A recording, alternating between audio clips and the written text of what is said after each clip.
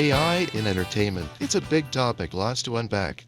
Like these two new laws here in California, AB 1836 and AB 2602. They're all about figuring out this whole intersection of AI and performer rights. At their core, these laws are really about one thing, control. Who gets to decide how an actor's voice, their likeness, all of that, gets used in AI-generated content? Digital replicas, voice cloning, stuff that used to be pure sci-fi, right? But now it's here, and we've got to figure out the rules. And what happens in California rarely stays put. It's like California sets the trends, you know? Right. What starts here often ends up going nationwide. So these laws could have a ripple effect. Right. We could be talking about a whole lot more than just actors in Hollywood. Think about anyone whose likeness or work could be replicated by AI. That's a lot of people. That's a really good point. It's interesting you mention that because, even the setting for signing these bills was unusual. The governor chose the sag-aftra headquarters, not exactly your typical bill signing spot, right? Definitely not. It shows you how seriously sag-aftra is taking this issue. They were a driving force behind these bills, really pushing for these protections. Right, and it shows that Hollywood is starting to see AI as a force to be reckoned with. They're starting to understand what's at stake. It's bigger than just protecting actors in Hollywood, though, isn't it?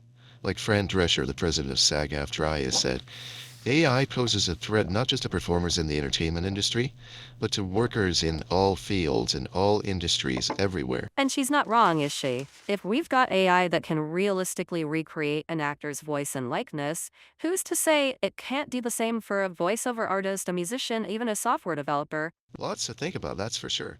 But before we get too far ahead of ourselves, let's get back to those California laws because there's some really interesting details there.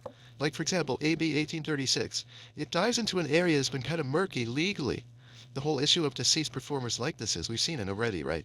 Holograms, CGI recreations, all these ways that tech is bringing back performers who are no longer with us. It's moving so fast, but the laws, they haven't quite kept up, have they? Not really, no. There have been these loopholes, you see, that made it possible to use a deceased performer's likeness in ways they might never have agreed to while they were alive. But AB 1836, this new law, it's trying to close those loopholes to make sure that someone's estate has to give consent. It makes you think about all those iconic figures we've seen digitally resurrected lately. Like, remember that holographic Tupac performance at Coachella a few years back? Yeah, Or Carrie Fisher in the Star Wars sequel? right. And those were huge. It's incredible tech, really powerful stuff, but it definitely brings out some ethical questions. No doubt. Where's the line? Is it okay to have a digital Elvis releasing new albums decades after he passed away? Or what about recreating a historical figure for a commercial? Right, right. It gets complicated quickly, and that's what AB 1836 is forcing us to confront. It's like we're wading into this whole new era of digital necromancy, you know? Yeah, And when you start talking about living performers, well, the ethical stakes get even higher. exactly. And that's where AB 2602 comes into play.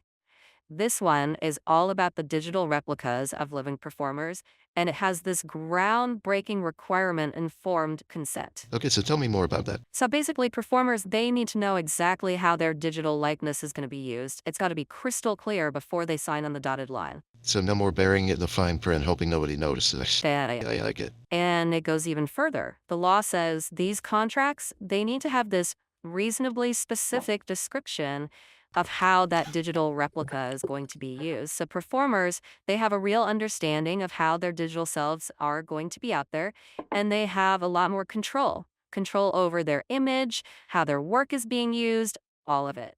It's almost like digital rights management for actors. It is. It really is. It's about time, honestly. The entertainment industry has been playing catch up with the digital world for too long, for sure. It's interesting to think about the ripple effects here. If these laws are successful in California, who's to say other parts of the world will follow suit? It's like California's leading the charge, kind of setting the standard. Yeah, exactly. And it makes you wonder, what if this goes beyond actors? Like, what if writers could have more control over how AI uses their style? Or musicians could stop their sound from being, replicated without their okay. It's like the whole idea of what it means to own your creative work just got a whole lot more complex. Exactly. These California laws, they're a big deal, but tech moves so fast. It makes you wonder, right? Like, are we going to get to a point where you can't even tell the difference between a human performer and a digital replica? And what does that mean for art? Authenticity, even our sense of reality. Big questions, more questions than answers at this point, I think. But that's what makes this whole thing so fascinating, isn't it? We're in uncharted territory here, And those California laws, they're just the first step in a much longer journey. Right, exactly. Big, big steps as we try to figure out this whole AI thing. And I think the biggest takeaway is we've got to keep talking about it, keep adapting. This is an ongoing conversation. AI isn't slowing down, so neither can we. Lots to think about, right? Thanks for joining us for another deep dive. We'll be back soon with another topic that's shaping our world.